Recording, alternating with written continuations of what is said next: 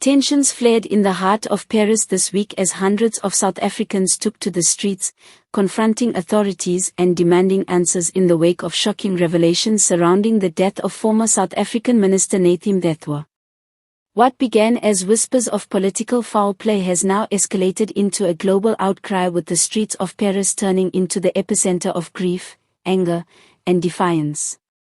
Outside the Paris Central Police headquarters, an impassioned crowd gathered, waving South African flags and chanting "Justice for Nathi" and "No more silence."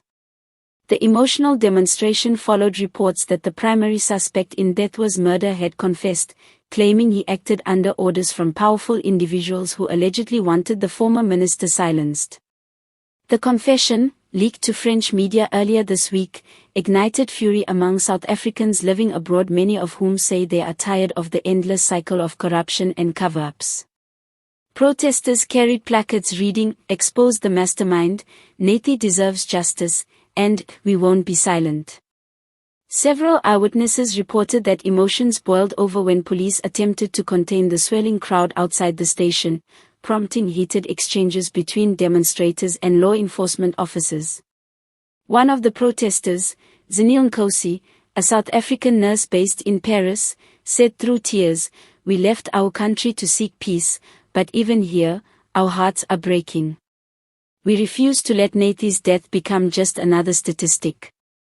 He was a leader, a man who stood for change, and now he's gone and we are supposed to accept silence? Never."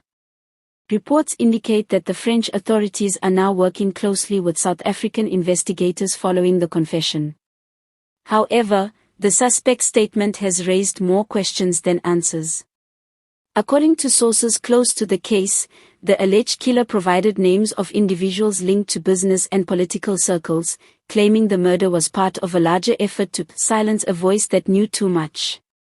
As word of the confession spread, so did outrage. Social media erupted with hashtags like #JusticeForNathi and #TruthForNathi, as thousands of South Africans both at home and abroad demanded transparency from government officials. The South African Embassy in Paris released a brief statement urging calm and promising to monitor the developments closely, but protesters accused the government of downplaying the gravity of the situation. Political analysts back home say the anger in Paris reflects a deeper wound in the national psyche. "South Africans are exhausted," said political commentator Sipho Makubele. "They've seen too many leaders die under suspicious circumstances, too many truths buried, and too many families left without closure."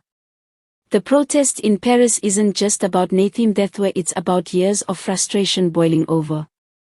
French media have also picked up the story, with major outlets broadcasting images of protesters filling the streets near the Châtelet Les Halles district, their chants echoing through the chilly autumn air. The demonstration, though largely peaceful, was a potent display of unity and anger. By evening, candles were lit across the plaza as protesters sang struggle songs including Senzini Na, their harmonies both mournful and defiant. Many described the moment as deeply emotional, a collective act of remembrance for a man whose death had shaken a nation. Witnesses say that despite police warnings to disperse, the crowd remained well into the night, demanding to meet with embassy officials. "We won't move until we see justice in motion," shouted Thabo Dlamini, another protester. "We have come too far to be silenced again. Nathi's spirit deserves peace, and that can only come with the truth." Meanwhile, both South African and French authorities have remained tight-lipped about the ongoing investigation. Rumors continue to swirl about the involvement of high-ranking officials, though no official names have been released. The protest in Paris marks a turning point not just for the Mthethwa case, but for South Africans worldwide who are refusing to accept half-truths and political spin. It stands as a testament to unity, resilience, and a collective demand for accountability. As the candles flickered against the night sky, one message became clear: this fight is far from over. The people will not be silenced, and the cry for justice will echo from Johannesburg to Paris until the truth behind Nathi Mthethwa's tragic death is finally uncovered.